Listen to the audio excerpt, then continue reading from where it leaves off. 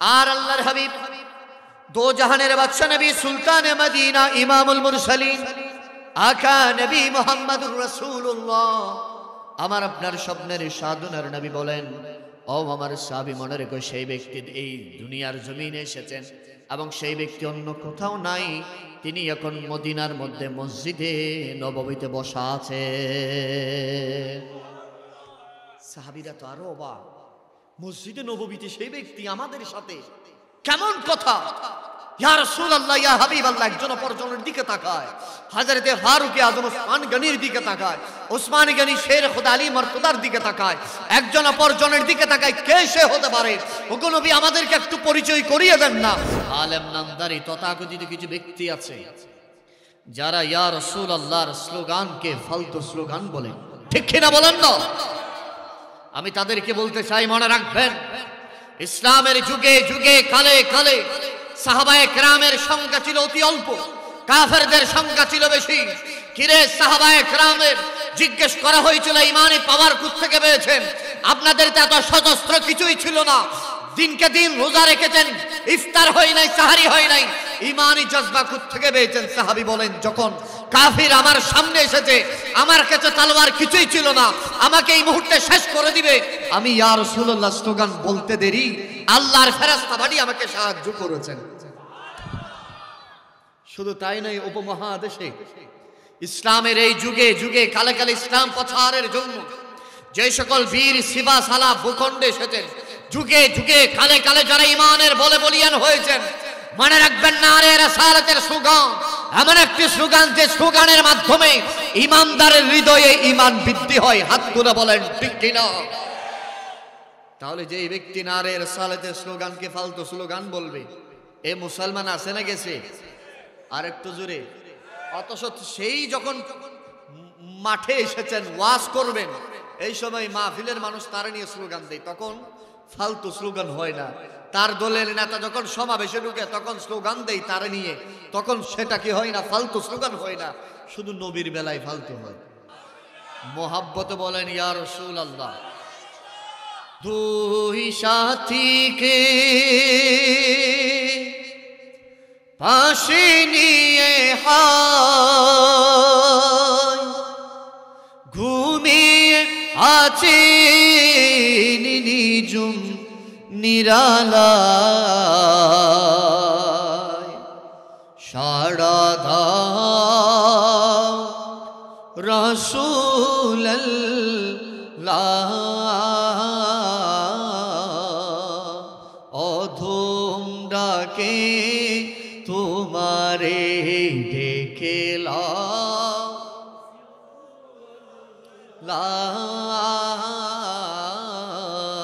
রোজা পাকের কিনারে ডেকেলা,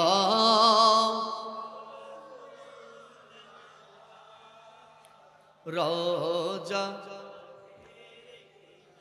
আমি কেঁদে কেঁদে হই গো সারা, ধন্য করো দিদারে, আমি কেঁদে কেঁদে ধন্য করো।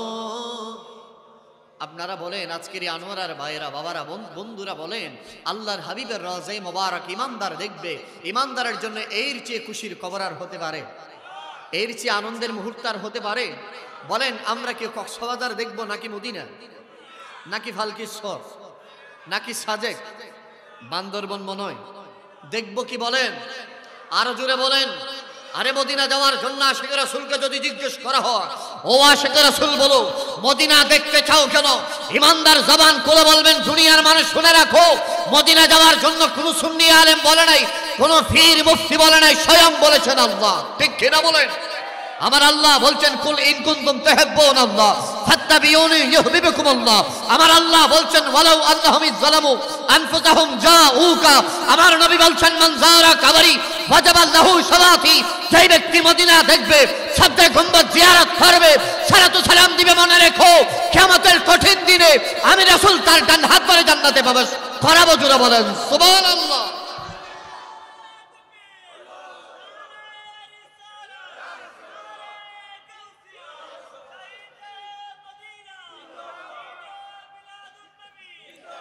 ওই হাজি বয় যাই মদিনায়, রোজা পাকে সালামি জানাই। সুবহানাল্লাহ। আরেকটু জোরে বলেন না। কারো মোবাইল থাকলে রেকর্ড করে নেন, খাতা কলম থাকলে লিখে নেন, মাইকের আওয়াজ। এই পুরা আনোয়ারার রন্ধ্রে রন্ধ্রে যত নূর যায়, মনে রাখবেন সেই সময় থেকে কিয়ামত পর্যন্ত যত ইমাম এসেছেন, যত মুফতি মুহাদ্দিস এসেছেন, পৃথিবী বিখ্যাত যত ইমাম এসেছেন আসবেন, প্রত্যেকে এই বাক্যের উপর, এই ফতোয়ার উপর একমত। মনে রাখবেন হজ করা হয় মক্কায় আর কবুল হয় মদিনা। আরেকটু জোরে বলেন না। সেজন্য আলা হযরত আজিমুল বরকত, আজিমুল মারকাবাত, মুজাদ্দিদ দ্বীন মিল্লাত, কালামুল ইমাম, ইমামুল কালাম, নাসিরুল মিল্লাত ওয়াদ দ্বীন, ইমাম আহমদ রাজা খান ফাজিলে বেরলভী আলাইহির রাহমা ওয়ার রিদওয়ান বলছেন, हाजियो वावो शहंशाह का रोजा देखो, काबा को देख चुके और काबे का काबा देखो, घर से सुंदर सा काबा से आती है सदा। এই কাবার তওয়াফ করে না, শুনো শুনো, কাবাকে জিজ্ঞেস করো তারপরে কোথায় যাবা, কাবা বলবে আমি কাবার কাবা মদিনায় চলে যাব। আরেকটু জোরে বলেন না, আরে মোহাব্বতে বলেন।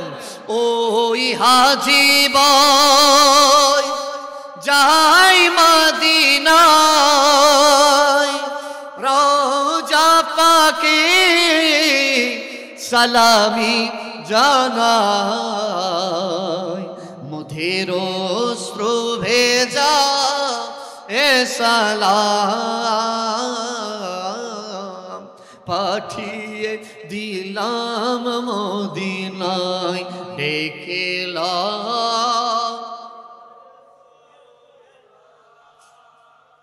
রোজা পাকের কিনারে, আমি কেঁদে কেঁদে হই গো সারা, ধন্য করো দিদারে। আজকের মাহফিলে জানি না বাবা কার বসা, কার উঠা, কার জিকির ফিকির ইবাদত বন্দেগী মালিক মওলা কবুল করবে তার উসিলায়। আমাদের ঘরে মহান রব্বুল আলামিন মালাকুল মউতকে পাঠানোর আগে আল্লাহ যেন মদিনার জিয়ারত নসিব যেন করে, আমিন বলেন। আল্লাহর কাছে ফরিয়াদ জানাই, মালিক মওলা আমাদের ঘরে মালাকুল মউতকে পাঠানোর আগে আল্লাহ যেন আমাদেরকে মদিনার একটা টিকিটের ব্যবস্থা করে দেয়, আমিন বলেন না। আর একটু জোরে বলেন আমিন। এবার একবার বলেন আল্লাহ। আর একটু জোরে, আর একটু জোরে। এবার বলেন ইয়া রাসূল আল্লাহ, বলেন ইয়া নবী আল্লাহ, বলেন ইয়া নূর আল্লাহ। এবার বলেন অন্তর থেকে একবার বলেন মা। আর একটু জোরে। মনে রাখবেন পৃথিবীর সব ডাকে এমন একটি শান্তি পাওয়া যায়, যেই ডাকের মধ্যে এত বেশি শান্তি পাওয়া যায়, সে ডাক হচ্ছে মা ডাক। ঠিক কিনা বলেন না? যে মা কখনো সন্তানকে এক সেকেন্ডের জন্য বলতে পারে না, ঠিক কিনা বলেন না? আমার এই কথা ঘরে যাওয়ার পরে মাকে মায়ের কথার সাথে মিলাবেন। মার বাইরে আওয়াজ, মাইক আছে না নেই? এখানে মা থেকে অনুমতি নিয়ে সন্তান আপনারা আসছেন না? মাকে জিজ্ঞেস করবেন, মারে ওই বাহাউদ্দিন কাদেরীর সাথে জান্নাতের বাগান থেকে যখন মাকে মা বলে ডাক দিয়েছে, ও মা বলো না তোমার কেমন লেগেছে? মায়ের সাথে কথাটা মিলাবেন। ঘরে যাওয়ার পরে মা দুচোখ বেয়ে ঝড় ঝড় করে পানি ঝরবে। মা বলবে যে আমার সন্তান মনে রাখ, শত মানুষের সামনে যখন আমি মাকে মা বলে ডাক দিয়েছি, মাইকের আওয়াজ, শত মানুষের আওয়াজ আসছে, মনে রাখ আমার ওই শত মানুষের আওয়াজ আমি কানে শুনি নাই, আমি তোর ডাকটা শুনেছি। যদি জিজ্ঞেস করেন মারে কেমন লেগেছিল বলো, মা বলবে ও আমার সন্তান মনে রাখ, দুনিয়ার জমিনে যত নিয়ামত আছে সব নিয়ামত যদি আমি মায়ের হাতের মধ্যে রাখলে যত হৃদয়টা খুশি হবে না, তার চেয়ে বেশি খুশি হয়েছি জান্নাতের বাগান থেকে আমি মারে মা বলে গাল ফুরে একবার ডাক দিয়েছিস, তার চেয়ে বেশি খুশি হয়েছে। আর একবার ডাকেন মা। এবার একবার ডাক দেন বাবা। বাবারে ভালো লাগে ডাকলে। এখানে এই মাহফিলে বাবাও আছেন, ছেলেও আছেন, এরকম আছেন নেই? ছেলে সমাজের সামনে বড় হয়ে গেছে, 20 বছর 25-30 বছর হয়ে গেছে, কিন্তু আজ এই আমার এই কথা যুবকদের মাথার উপর যাবে, বাবাদের দিলের মধ্যে তীরের মতো আঘাত করবে, বাবাদের চোখের দিকে তাকালে চোখের পানি টলমল করবে। হেই আমার সন্তান মনে রাখ, মানুষের সাথে মানুষের দৃষ্টিতে তুই বড় হয়ে গেছিস, কিন্তু আমার কাছে তুই এখন সেই ছোট্ট খোকা, ঠিক কিনা বলেন না? পৃথিবীর কোনো সুখ শান্তি আমি বাবা চাই না, সে ছেলের দিকে তাকিয়ে কোরবান করে দেয়, ঠিক কিনা বলেন? ওই মুসল্লি আর রুস্তম হাট থেকে এখানে আসতে 10-15 মিনিট লাগে, 20 টাকা 10 টাকা রিক্সা ট্যাক্সি ভাড়া লাগে, বাবা হাঁটি হাঁটি আসে, ঠিক কিনা? কিরে শীতের রাতে হাঁটি হাঁটি যান কেন? বলে যে 20 টাকা বেঁচে গেলে আমার সলিমুল্লাহ কলিমুল্লাহর জন্য 2টা চিপস নিয়ে যাব। এটার নাম কি? বাবা। পৃথিবীর সকলের ভালোবাসা প্রকাশ হয়, একজনের ভালোবাসা প্রকাশ হয় না, তিনি কে? ভালোবাসা প্রকাশ করে রাত দিন একাকার করে দেয়, সারা দিন রাত। কিরে আব্দুল করিমের বাবা কত টাকা লাগে? বলে যে আমার ছেলের সুখের জন্য, মেয়ের সুখের জন্য এই জীবনটা তো আমি কোরবান করে দিয়েছি, ঠিক কিনা বলেন না? সেদিন আমি একটা কথা পুরো দুনিয়া ঘুরে ঘুরে বলি, পৃথিবীর 850 কোটি মানুষ যদি একজন কে যদি তীর মারতে মারতে শেষ করে দেয়, জ্বালা যন্ত্রণা দিতে দিতে যদি শেষ করে দেয়, আর সেই মা বাবা কে যদি পৃথিবীর সবাই শত্রুতা করতেছে, কিন্তু ছেলে মেয়ে যদি একবার গাল ফুরে যদি মাকে মা ডাকে, বাবাকে বাবা ডাকে, ওই মা বাবার 850 কোটি মানুষের দুশ্মনী 1 সেকেন্ডের ভিতরে ভুলে যায়, ঠিক কিনা বলেন না? আর 850 কোটি মানুষ যদি তার জন্য যদি বিরিয়ানি রান্না, কুরমা যদি রান্না করে রাখে, মনে রাখবেন এই কুরমা ফুলা মুখ দিয়ে নামে না, গলার নলর দিয়ে নামে না, যদি ছেলে মেয়ে কষ্ট দেয়, ঠিক কিনা বলেন না? সেজন্য আরেকবার মোহাব্বতে ডাক দেন, বলেন বাবা। তোমাকে ডাকি যদি একবার আল্লাহ, আমাকে কাছে টানো, ঠিক কিনা বলেন না? হুজ্জাতুল ইসলাম ইমাম গাজালি বলছেন, বান্দা একবার 244 সাহায্যে একবার আল্লাহ বলবে, আমার আল্লাহ তার একবার ডাকে 70 বার সাড়া দিয়ে থাকেন। আরে মা ডাকলে কয়বার ডাকে? সর্বোচ্চ 2 বার 3 বার। বন্ধু ডাকলে 2 বার 3 বার। এই মোবাইলে কল আসলে বন্ধু কল দিবে 3 বার থেকে 4 বার। কিন্তু আমার আল্লাহকে একবার ডাকবেন, কয়বার বলেন? বলেন একবার। আমার আল্লাহ সাড়া দিবেন 70 বার। তোমাকে ডাকি যদি একবার আল্লাহ, আমাকে বার যদি পথ ভুলে যায়, আমাকে দিওটাই দিও দিশা, এইটুকু আবদাল আল্লাহ, আমাকে কাছে টানো। দুনিয়ার বুকে আমি এক মুসাফির, বনে যাই প্রতিদিন গুনাহের জাল, স্বপ্নরা দোল বেঁধে রাতে করে বীর, আসবে কি কাঙ্ক্ষিত সোনালি সকাল, হবে গেলে পেরেশান ও আমার রহমান, হয়ে গেলে পেরেশান ও আমার রহমান, জিকিরে হতে দিও একাকার আল্লাহ, আমাকে বারবার তোমাকে ডাকি যদি আল্লাহ, আমাকে। মোহাব্বত একবার বলেন না আল্লাহ। আমার নবী ওয়াজ করছেন। কে ওয়াজ করছেন? আমার নবী ওয়াজ করতে করতে সাহাবায়ে কেরামদেরকে বলেন, ও আমার সাহাবী, তোমরা কি জান্নাতে যেতে চাও? সাহাবীরা বললেন, ইয়া রাসূলুল্লাহ, অবশ্যই। মারহাবা জোরে বলেন। আমি যদি আপনাদেরকে জিজ্ঞেস করি, ভাই আমার, আপনারা কি জান্নাতে যেতে চান? আপনারা কি হাত তুলবেন নাকি নামাবেন? আমরা কোথায় যেতে চাই? জান্নাত। আর নবীজি যখন ওয়াজ করছিলেন সাহাবায়ে কেরামদেরকে, ও আমার সাহাবী, মনে রেখো, তোমাদের মধ্যে কে কে জান্নাতে যেতে চাও? সাহাবায়ে কেরাম সবাই হাত তুলে দিলেন। ইয়া রাসূলুল্লাহ, ইয়া হাবিবাল্লাহ, মায়ার নবী গো, আমরা জান্নাতে যেতে চাই। আর আমার নবী বললেন, আমার উম্মতরা যারা জান্নাতে যেতে চাও, কিন্তু মনে রেখো জান্নাতের যাওয়ার জন্য কিছু কন্ডিশন আছে। যার সওয়াব বেশি সে আগে যাবে, যে জীবনে গুনাহ করেছে গুনাহ মোচনের পরে যাবে, এবং এক একজন এক এক ক্যাটাগরিতে জান্নাতে যাবে। 8খানা জান্নাতের এক একজন এক এক ভাগ দিয়ে যাবে। আর সাহাবায়ে কেরামগণ বললেন, ইয়া রাসূলুল্লাহ, ইয়া হাবিবাল্লাহ, আমরা যদি আল্লাহ এবং রাসূলকে যদি রাজি করতে পারি, রাসূলুল্লাহ বলেছেন, ও আমার সাহাবীরা শুনে রাখো, যেই ব্যক্তি আল্লাহ এবং রাসূলকে রাজি করবে জান্নাত সেই ব্যক্তির জন্য লিপিবদ্ধ থাকবে। আর সাহাবীরা বললেন, ইয়া রাসূলুল্লাহ, ইয়া হাবিবাল্লাহ, জান্নাতে যাবার কি কন্ডিশন আছে? আমার নবী বললেন, ও আমার সাহাবীরা শুনে রাখো, জান্নাতে যাওয়ার কিছু কন্ডিশন আছে। এক নম্বর কন্ডিশন হচ্ছে আল্লাহর বিধানকে মানতে হবে, ঠিক কিনা বলেন? আর রাসূলুল্লাহর দ্বীনকে মানতে হবে, নিজের জীবনকে আল্লাহর ইহদিনাস সিরাতাল মুস্তাকিমের পথে পরিচালনা করতে হবে, এবং নিজের জীবনকে কখনো বিধর্মী শয়তানের পথচারণা অনুকরণ করা যাবে না। এবং মনে রেখো, কখনো কাউকে কষ্ট দেওয়া যাবে না, কাউকে কারো হক ভক্ষণ করা যাবে না, মানুষের উপর জুলুম নির্যাতন করা যাবে না। তখন আমার নবী বললেন, এই কন্ডিশনগুলো যার ভিতরে থাকবে, এই কানুনগুলো যেই মেনে চলবে, জান্নাত আমার আল্লাহ তার জন্য লিপিবদ্ধ করে রাখবে। আর আমার নবী বললেন, ও আমার সাহাবী, মনে রেখো, তোমরা তো জান্নাতে যেতে চাও, আমার উম্মতের মাঝে এমন একজন ব্যক্তি আছে, তিনি শুধু জান্নাতে যেতে চায় এমনটা নয়, জান্নাত যার জন্য আল্লাহর কাছে ফরিয়াদ জানাবে, আল্লাহ আপনার হাবিবুল্লাহর উম্মতের অমুক ব্যক্তিকে আমি জান্নাতের এই দরওয়াজা দিয়ে ঢুকাইয়ে দেয়। সুবহানাল্লাহ বলেন। আমার নবী বলছেন, ও আমার উম্মতরা, মনে রেখো, তোমরা তো জান্নাতে যেতে চাও, আর আমার উম্মতের মাঝে এমন একজন ব্যক্তি আছে, সে যদি জান্নাতে যেতে চাই নয়, জান্নাত তার জন্য আল্লাহর কাছে ফরিয়াদ করে।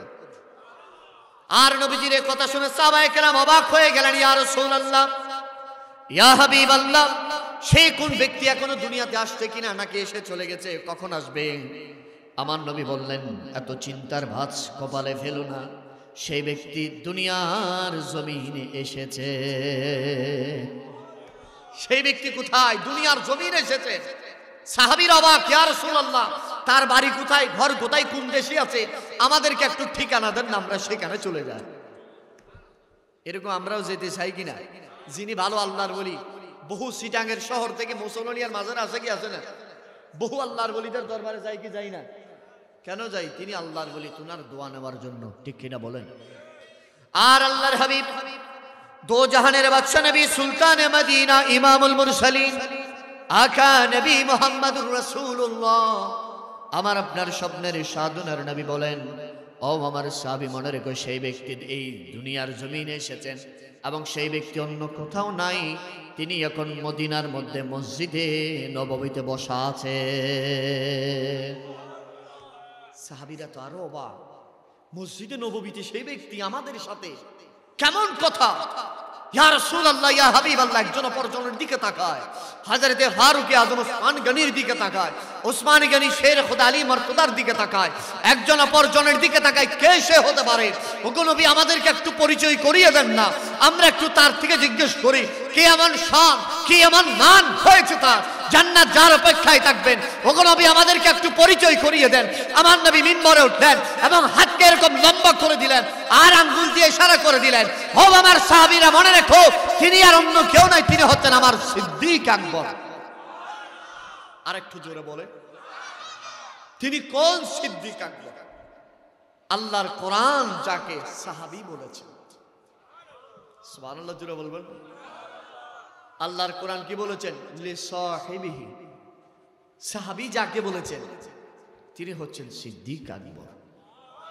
আর একটু জোরে বলে। এবার মনে রাখেন, তিনি কেমন করে এত আজিম শান হয়েছে, তিনি কোন কারণে সেজন্য সিদ্দিক আকবর বলেন। মসজিদে নববীতে সবাই খুতবা দিচ্ছেন একের পর এক, মনের তামান্না আরজু বলতেছেন, আর সিদ্দিক আকবর বলে যে, ইয়া রাসূলুল্লাহ, আমার মনের কিছু কথা আছে, আমি একটু যদি অনুমতি দিতেন আমি বলতাম। এখন এটা তো যার তার কথা না, এটা কথা কার? সিদ্দিক আকবরের। সুবহানাল্লাহ, সিদ্দিক আকবর কথা বলবে, সাহাবায়ে কেরাম তো অবাক। আফজালুন নাস বাদাল আম্বিয়া আবু বকর সিদ্দিক কি কথা বলবে? আমার নবী অনুমতি দিলেন, সিদ্দিক দাঁড়াও, বলো, মারহাবা জোরে বলেন। সিদ্দিক আকবর দাঁড়ালেন, ইয়া রাসূলুল্লাহ, ইয়া হাবিবাল্লাহ, আমার মনের তিনটা তামান্না। কয়টা? আমাদেরও তামান্না থাকেনি? আরো জোরে বলেন। আমাদের মনের তামান্না হচ্ছে কিভাবে লন্ডন যাব, কিভাবে আমেরিকা যাব, ঠিক না? আমাদের মন চায় কিভাবে সিঙ্গাপুর যাব, কিভাবে কারিগরি টাকা বানাবো, কিভাবে এই গুমদ্বীপের মধ্যে বিরাট 10 তলা একটা বিল্ডিং বানাবো, ঠিক কিনা বলেন? আর সিদ্দিক আকবরের মনের ইচ্ছাগুলো শুনেন কি কি। আমার নবী বললেন, ও সিদ্দিক আকবর দাঁড়িয়ে যাও। সিদ্দিক আকবর দাঁড়ালেন এবং বললেন, ও সিদ্দিক আকবর বলো তোমার মনের তামান্না কি কি। সিদ্দিক আকবর বলে যে, ইয়া রাসূলুল্লাহ, ইয়া হাবিবাল্লাহ, আমার মনের 3টা তামান্না। কয়টা? কি বলো সিদ্দিক, বলো 1 নম্বর কি? ওগো রাসূল, আমার মনের 1 নম্বর আশা তামান্না আপনার নূরানি চেহারার দিকে তাকিয়ে থাকা। আরেকটু জোরে বলেন। যে চেহারাকে আল্লাহ পাক রব্বুল আলামিন কোরআন শরীফের মধ্যে বলতেছেন, ওয়াদদুহা, হাবিব আমি আপনার চেহারা মোবারকের শপথ বা কসম করছি, ওগো নবী আমি আপনার চেহারার দিকে তাকিয়ে থাকবো, এটা আমার 1 নম্বর। সাহাবায়ে কেরাম অবাক হু হু করে কাঁদছেন। সিদ্দিক আকবর আজকে কি প্রেমের রাজ রহস্য ফাঁস করে দেয়। ইয়া রাসূলুল্লাহ, 2 নম্বর হচ্ছে আমি আপনার সামনে এমন ভাবে বসে থাকা, যেভাবে মুনিব এর সামনে গোলাম বসে থাকে, 2 জানু হয়ে আপনার সামনে বসে থাকা। আপনি কখন অর্ডার করবেন আমি যুদ্ধের ময়দানে গিয়ে সিদ্দিকের এই মাথাটা শহীদ হয়ে যাবে, সেটা। সুবহানাল্লাহ, একটু জোরে বলেন। সিদ্দিক বলো কি, হ্যাঁ ইয়া রাসূলুল্লাহ। আর 3 নম্বর কি? ইয়া রাসূলুল্লাহ, আমার একজন মেয়ে আছে যার নাম আয়েশা। ওগো নবী, আয়েশাকে যদি আপনার খেদমতে দিতে পারতাম। সুবহানাল্লাহ, নাই। এবং আমার সহায় সম্পত্তি সবকিছু আপনার কদমে কোরবান। তারপরে বললেন, ফিদাকা আবি ওয়া উম্মি ওয়া রূহি ইয়া রাসূলুল্লাহ। ইয়া রাসূলুল্লাহ, আমার জান শুধু নয়, আমার আব্বা আবু কুহাফার জান, আমার আম্মার জান, আমার এই জিসিম, আমার এই শরীর, আমার ধন মন তন সবকিছু নবী আপনার কদমে কোরবান। কেমন সে কোরবানি দিয়েছে সিদ্দিক আকবর। জঙ্গে তাবুকের সময় মদিনাতুল মুনাওয়ারার সকল দিকে অভাব অনটন দুর্ভিক্ষ দেখা দিয়েছে, খরা দেখা দিয়েছে। এমন সময় চারিদিকে কাফেরদের একের পর এক নীল নকশা বাস্তবায়ন করতে চাই। কাফেরদের ইচ্ছা মুহাম্মাদুর রাসূলুল্লাহকে শেষ করে দিবে, নয়তো এই জমিনে আর বুত পূজা, মূর্তি পূজা, সূর্য পূজা থাকবে না। কথা বলেন নাউজুবিল্লাহ। কাফেররা নকশা করলেন, দুনিয়ার জমিনে আব্দুল্লাহ ইবনে মুহাম্মদকে শেষ করে দিতে হবে এবং পৃথিবীর জমিনের মধ্যে আমাদের সেই পিতা, আমাদের পূর্বপুরুষের ধর্ম থাকবে না। মুহাম্মদ যদি জীবিত থাকে তাহলে এই জমিনে আল্লাহর দ্বীন প্রচার হয়ে যাবে, আল্লাহর ধর্ম প্রচার হয়ে যাবে। মানুষ এক আল্লাহকে সিজদা করবে, মানুষ বুত পূজা করবে না, মানুষ সূর্য পূজা করবে না, মানুষ একে অপরের সাথে সুন্দর ব্যবহার করবে, হানাহানি মারামারি সবকিছু বিলুপ্ত হয়ে যাবে। সেই মক্কা এবং মদিনার কাফের মুনাফিক সবাই একত্রিত হয়ে গেল মুহাম্মদ সাল্লাল্লাহু আলাইহি ওয়াসাল্লামকে, আল্লাহর হাবিবকে দুনিয়া থেকে শেষ করে দিবে। এই বাসনায় একটু আনোয়ারার ভাইরা বলেন, আল্লাহর হাবিবের জানের জিম্মাদার কে? আরেকটু জোরে বলেন, কে? আমার নবী কেউ শেষ করতে পারবে? যারা আমার নবীর সাথে লাগতে যায় তারা আসেনি বলেন? আছে। আবু লাহাব আছে মনে হয়, আবু লাহাব, উতবা, শাইবা, আবু জাহেল, ওয়ালিদ বিন মুগীরা আছে, কিন্তু আমার নবীর আসে জোরে বলেন না, আসেনি। আপনাদের এই আওয়াজে বাবা আমার আসতেছে না, এটা মুহসিন আউলিয়ার জায়গার মানুষ, ঠিক কিনা বলেন? আপনাদের বাবা, ওনার বাবা, দাদা, পূর্বপুরুষরা, আপনারা মুসলমান হয়েছেন মুহসিন আউলিয়ার দাওয়াতে, ঠিক কিনা বলেন না? वो हाशिमी, वो हाशिमी की मदनी युली अरबी है, वो मेरा नबी, मेरा नबी है, वो मेरा नबी, मेरा नबी। তিনি যারি জন্য সেজে গেছে এই গোটা জগৎ, জান্নাতুল ফিরদৌসে হলো তার দেখানো পথ, ঠিক না বলে? তিনি আরবি আর হাশমি আর মাকি মাদানী, वो मेरा नबी है, वो मेरा नबी, वो जात की जो मजहर लो ला कलमा है, जो साहिब रफ रफ शब मेराज हुआ है। सुभान अल्लाह। असरार इमाम, असरार इमामत जिस नबियों की मिली है, वो मेरा नबी। हाथ तुले। मेरा नबी है वो, मेरा नबी, मेरा नबी। একটু সিনাকে টান টান করে বলেন ইয়া রাসূলুল্লাহ। আর একটু জোরে, আর একটু মহব্বতে। কাফেররা সবাই যোগ করলেন আল্লাহর হাবিবকে দুনিয়াতেই কি করে দিবেন, শেষ করে দিবেন। আমার নবীর কাছে খবর আসলো, গো নবী এইভাবে কাফের মুনাফিক সবাই একত্রিত হয়ে গেছে। আমার নবী মসজিদে নববীর সামনে দাঁড়িয়ে যুদ্ধের ঘোষণা দিলেন, যে যুদ্ধর নাম হচ্ছে জঙ্গে তাবুক, তাবুকের যুদ্ধ। মদিনাতুল মুনাওয়ারায় খরা অভাব অনটন দেখা দিচ্ছে, আর এমন সময়, দুর্ভিক্ষের সময় আমার নবী যুদ্ধের ময়দানের ঘোষণা দিলেন। ঘোষণা দেওয়ার সঙ্গে সঙ্গে একদল মুনাফিক মুসলমানদের ভিতরে লাগিয়ে গেছে। ও মুসলমান, তোমরা যারা ঈমান এনেছো, দেখো মানুষ খাইতে পারে না, চলতে পারে না, উদ্ভিদ হচ্ছে না, কিছু হচ্ছে না, ঝড় বৃষ্টি হচ্ছে না। এমন সময় তোমাদের কেমন নবী যিনি যুদ্ধের ঘোষণা দিয়ে দেয়। এটা কে বলতেছেন? কাফেররা, ন মুসলিম যারা হয়েছে তাদেরকে মিসগাইড করার জন্য।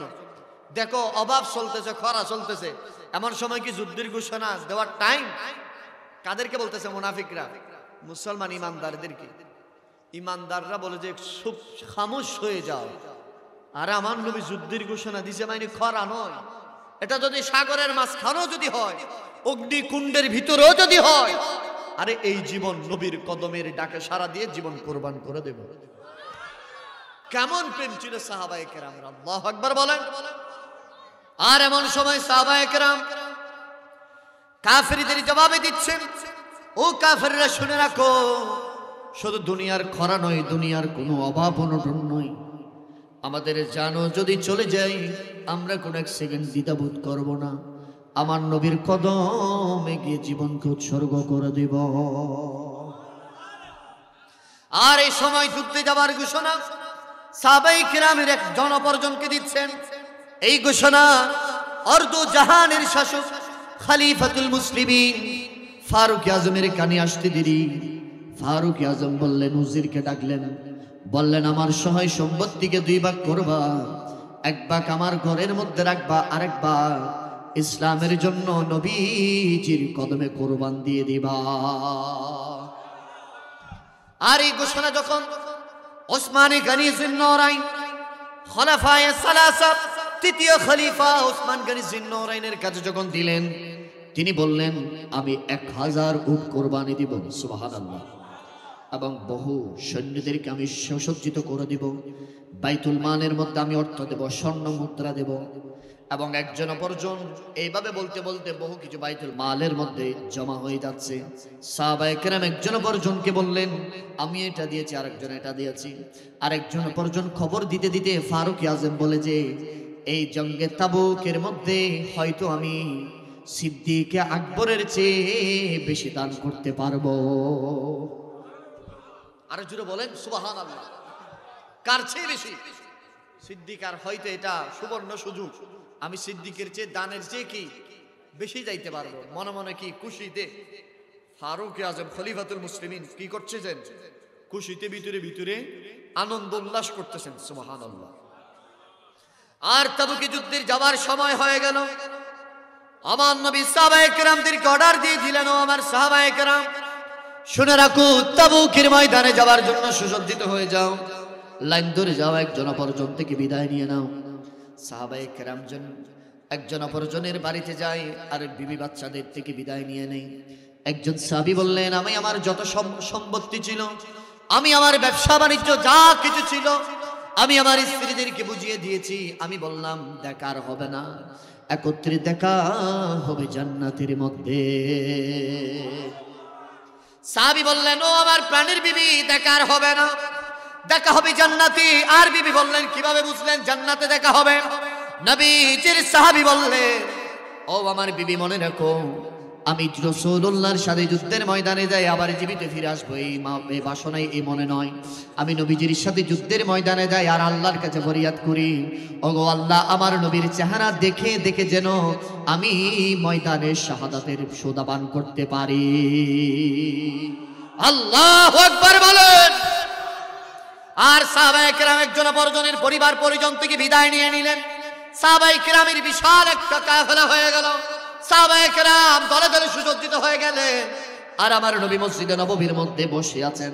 আমার নবী কে জানি কাকে যেন খুঁজছেন। আল্লাহু আকবার। আমার নবীর কাছে যেন কে আসছেন, কে যেন নবীজির কাছ থেকে মিস হয়ে গেছে। কোন একজন ব্যক্তিকে যেন আমার নবী ডানে থেকে একবার, বামে থেকে একবার, সামনে থেকে একবার, পিছনে থেকে একবার।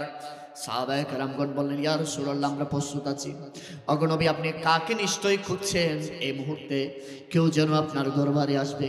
ফারুক আযম বলে যে ওগো নবী আমিও প্রস্তুত আছি। ওসমান গনি বলে যে আমিও প্রস্তুত আছি। শের খুদা বলে যে আমিও প্রস্তুত আছি। ইয়া রাসূলুল্লাহ ইয়া হাবিবাল্লাহ শত শত সাহাবী বাহিরে প্রস্তুত আছেন। সবাই যুদ্ধের তামামা বাজতেছে, যুদ্ধের ঘন্টা বেজে গেছে। ওগো নবী আপনার অর্ডারের অপেক্ষায় আছে।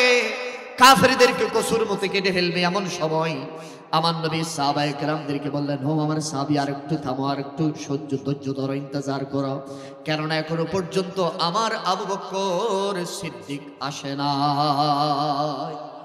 আল্লাহু আকবার বলেন। এখনো কে আসে নাই? আমার আবু বকর সিদ্দিক এখনো আসে নাই। সাহাবায়ে কেরাম অবাক, ইয়া রাসূলুল্লাহ নবীজি যুদ্ধের ময়দানে যেতে যেতে দেরি করতেছেন কার জন্য? আবু বকর সিদ্দিকের জন্য। সুবহানাল্লাহ। আমার নবী বললেন দুই ভাগ হয়ে যাও, আমার নূরানি মসজিদে নববী থেকে যেন আমি বাহিরে দেখতে পাই, আমার সিদ্দিকের জন্য দুই ভাগ করে দাও। সাহাবায়ে কেরাম মাঝখানে রাস্তা করে দিলেন। একজন সাহাবী দূরে নবীজির কাছে খবর আনলেন, ওগো নবী মরুভূমির কেন যেন দূর উঠতেছে, কে যেন আসতেছে এত স্পিড দূরে দূরে। ওগো নবী এত বেশি স্পিড দূরে আপনার সাহাবীদের মধ্যে কেউ আসে না, সবচেয়ে যিনি বেশি দূরে দূরে আসে তিনার নাম হচ্ছেন আবু বকর সিদ্দিক। ইয়া রাসূলুল্লাহ সিদ্দিক আকবর যেভাবে আপনার দরবারে দূরে আসে এরকম আর কেউ আসে? আরো জোরে বলেন না, আসে না। সিদ্দিক আকবর বলল যে আমি দূরে আসি কেন জানো? আমি যতক্ষণ নবীকে দেখি আমার অন্তর প্রশান্তি লাগে। নবীর চেহারা এক সেকেন্ডের জন্য আমার চোখের আড়াল হলে আমি সিদ্দিক আকবর যেভাবে ওই পুকুর থেকে মাছ রাখলে, সমুদ্র থেকে মাছ জমিন উঠলে যেভাবে ছটফট করে নবী এক সেকেন্ডের জন্য চেহারা মোবারক আমার থেকে আড়াল হলে আমি সিদ্দিক আকবর এইভাবে ছটফট করে। আরেকটু জোরে বলেন না, কেমন নবীকে ভালোবাসত। সাহাবী এসে খবর দিলেন, ওগো নবী মনে হচ্ছে এইভাবে দৌড়ে দৌড়ে সিদ্দিক ছাড়া আর কেউ আসতে পারে না। আমার নবী খুশি হয়ে গেলেন, বলে যে সাইড করে দাও, দেখতেছেন একই সিদ্দিক আকবর। সুবহানাল্লাহ। আস্তে আস্তে আস্তে মসজিদে নববীতে ঢুকবেন। এখন সবার আগ্রহের কেন্দ্রবিন্দু কার কাছে? সিদ্দিক আকবরের কাছে। কি এমন কিছু আনতেছে যার জন্য নবী অপেক্ষা আছেন? সাহাবায়ে কেরাম সবাই গুল হয়ে গেলেন। সিদ্দিক আকবর আজকে কি স্বর্ণ মুদ্রা কি এমন নিয়ামত আনবে সিদ্দিক আকবরটা দেখার জন্য? জোরে বলেন না সুবহানাল্লাহ। কি জন্য? ওনার কি আনতেছেন এটা দেখার জন্য। আরে আমার নবীর দরবারে এসে সিদ্দিক আকবর দাঁড়িয়ে গেছে। আমার নবী বলছে, সিদ্দিক তোমার জন্য বসে আছে, কি আনছো বলো? জঙ্গে তাবুকের জন্য কি আনছো? আমার নবীর কাছে সিদ্দিক আকবর একদম নিকটে গিয়ে পিছনে একটা গাঠি বাঁধা, যেই রুমালটা সিদ্দিক আকবরের বেশি প্রিয় রুমাল, যেই রুমালটা মাথায় ভরে নবীজির পিছনে নামাজ পড়তেন, যেই রুমালটা সিদ্দিক আকবর গায়ে দিতেন, যেই রুমালটা দিয়ে আমার নবীকে বহুবার জড়িয়েছেন, সেই রুমালটা অতি প্রিয় রুমালটা সিদ্দিক আকবর বস্তা করে পিছনে রেখেছেন। সুবহানাল্লাহ। সিদ্দিক এত দামি রুমালের ভিতরে কি এনেছো? একটু খুলে দাও না, সাহাবায়ে কেরামকে দেখিয়ে দাও। সিদ্দিকের দু চোখের পানি টপ টপ করে মসজিদে নববীতে পড়তেছেন। আল্লাহু আকবার বলে। কি এমন কি এনেছেন? এখনো খুলে নাই। সিদ্দিক আকবর জানে কিনা? সবাই সাহাবায়ে কেরাম তাকিয়ে আছে।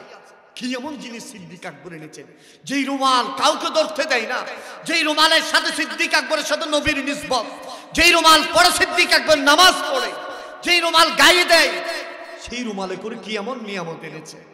নবীজির সামনে রাখলেন। নবী বললেন, সিদ্দিক অনুমতি দিলাম, খোলো। সিদ্দিক আকবর হাই খুলতে চাচ্ছে না। নবীজি যখন বলতেছেন হাই হাই, আদেশ অমান্য করা যায় না। সিদ্দিক আকবর খুলতে দেরি, প্রত্যেকের চোখ কপালে উঠে গেল। আমার নবীজির চোখের পানি ঝরঝর করে পড়ছে। ও সিদ্দিক, এমন কি নিয়ামত এনেছো? ইয়া রাসূলুল্লাহ, ইয়া হাবিবাল্লাহ, ঘরে তো যা ছিল সব কুরবান করে দিয়েছি। ওগো নবী, দৌড়ে তাবুকের কথা শুনে ঘরে গিয়েছি, দেখতেছি উপরে সাতটাজার কিছুই নাই। ওগো নবী, দালাল ছাড়া কিছুই নাই, ঘরের কোনো কিছুই অবশিষ্ট নাই। ওগো নবী, চুলার ভিতরে হাত দিয়ে কোনো কিছু নেই যে যেটাতে করে আনবো। ওগো নবী, এই দামি রুমালটাতে করে আমার ঘরের চুলার ছাইগুলো আপনার কদমে এনেছি। আল্লাহু আকবার বলেন। সিদ্দিক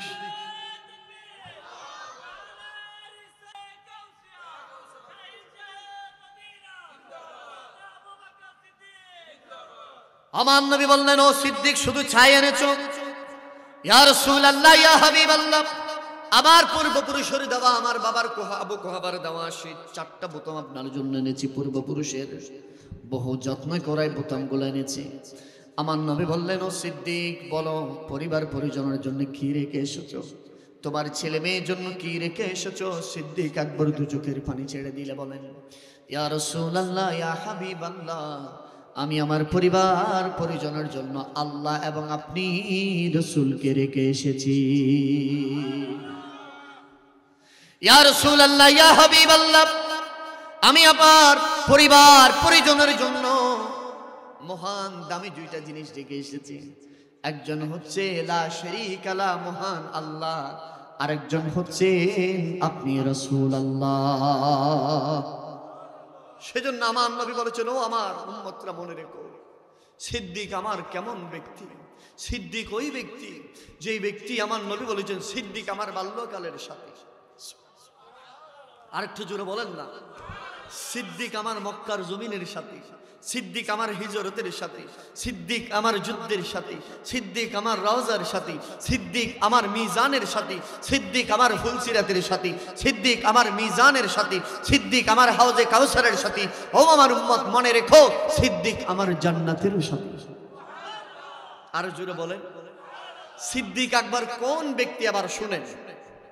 সিদ্দিক আকবর ওই ব্যক্তি যেই ব্যক্তি পুরো জীবন ইসলামের জন্য কোরবান করে দিয়েছেন, তিনি সিদ্দিক আকবর। ঠিক কিনা বলেন? যে সিদ্দিক আকবর বলেছিল, ইয়া রাসূলুল্লাহ, আমার অতি পছন্দের আমার একজন মেয়ে আপনার কদমে কোরবান দিতে চাই, তিনি সিদ্দিক আকবর।